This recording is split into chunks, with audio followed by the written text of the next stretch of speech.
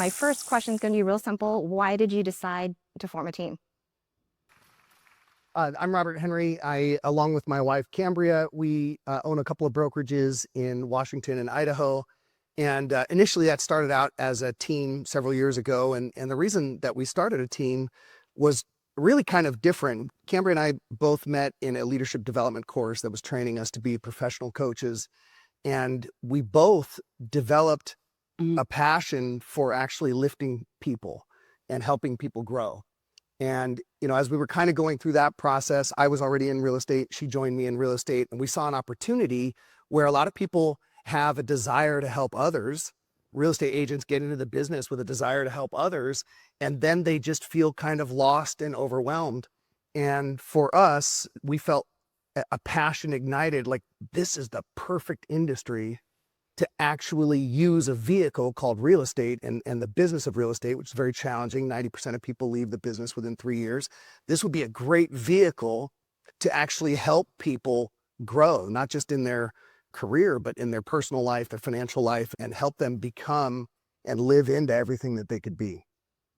Yeah, absolutely. I also thought that it was like, you take your 90 hours, right? And then you have no idea what to do after that. I showed up to show my first house without an appointment, didn't even know how to use my key. Like, we wanted to create something where agents could come and learn how not to just buy and sell homes, but how to be a really great agent. Awesome. Some of the other questions I receive are for those team leaders that maybe are a little newer or maybe considering starting a team, or maybe they don't have the confidence. I hear, well, as a team leader, what do I get being a team leader? Like, why should I do this? I feel like I want to, but I feel like, should I get something from being a team leader? We'll start with you, Cambria. I get a lot of sleepless nights and heartache. Does that count? No. I think that if that's your outlook, it maybe isn't something that you should do. You get the joy of helping people and watching them grow. As a team leader, a lot of times the financial burden is on you to help these people grow their career, and whether they're successful or not, you have to keep providing. And so I think that it has to be a passion and a joy that you have to do it. Our lender talked us into starting a brokerage. And when we were considering that, and really it started as starting a team and then it led to growing a brokerage, I went out and talked to as many broker owners and team leaders in our market that I possibly could. And I asked them, why did you start a team? And 95% of their answers were, well, I didn't want to work for somebody else. I wanted to retain more of my commissions. I wanted to make a little cut off of what everybody else was doing. And for us, that just ignited a fire within us, because that was not why we were pursuing starting a team. Cambria mentioned that it's a lot of sleepless nights. A lot of agents that join a team are joining a team because they're looking for structure, they're looking for guidance, they're looking for accountability, they're looking for lead opportunities. And that's great, because those are things that we can provide. The challenge is that in the industry, the attrition level in the industry for teams is about 3 years, meaning in about 3 years, they're going to move on. In our organization, what we typically see is that when an agent reaches sort of the apex of their natural skills and ability, and it's time to now really dig deep and develop and grow themselves, they face one of two choices. Either they dig deep and they sort of do the wobbly, uncomfortable things to learn how to grow past their current set of barriers, or they look for greener pastures. So how that relates to a team is that the typical team sees about 30% attrition after about 3 years, which means you've spent 18 months or so investing in their growth, oftentimes for us at a loss. And then you've got this 12-month window where you're actually starting to kind of finally recoup some of your gains. And then another brokerage offers them a sexier split or more leads or more opportunities or what have you, and they leave, right? So why do I bring this up? Because it can be so crushing.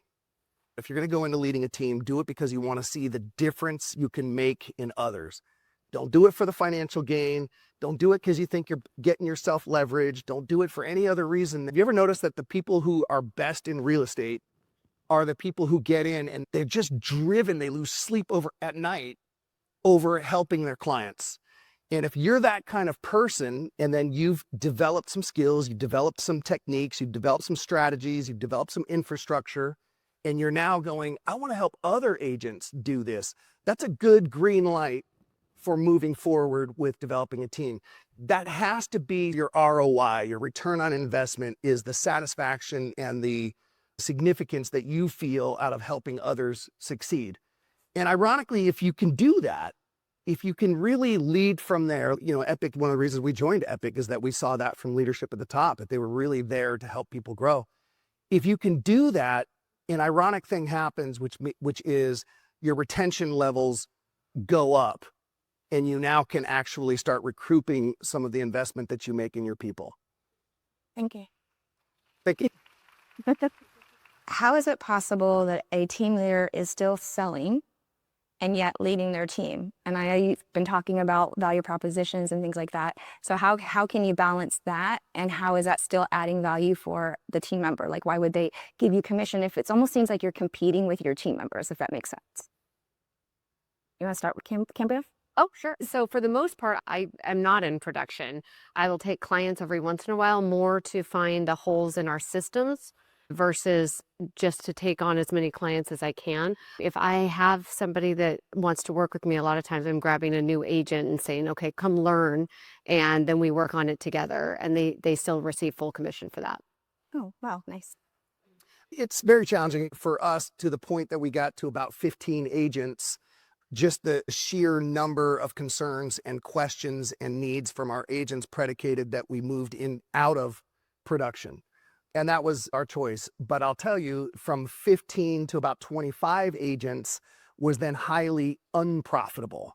And that's the big challenge that a lot of team leaders have. They might be in production and team members might feel like competing. Here's the reality.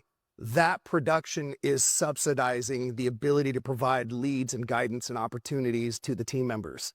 And so it's not like the team leader is just raking home volumes of cash. It's a lot of times they got to do what they've got to do in order to keep the team structure financially viable. Last question. Go ahead and share with us your units and volume, your team size, and then also what was your key hire? Because I get that question a lot. I'm going to start a team. Who should I partner with? What was your first key hire as a team leader? I'll let you take the numbers and the production. In the last 12 months, we've done 380 million. We have 46 agents.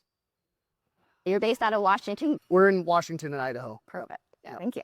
As far as a key hire, our office admin, we lovingly call her our babysitter, was definitely our first key hire. We hired her before we hired our first agent.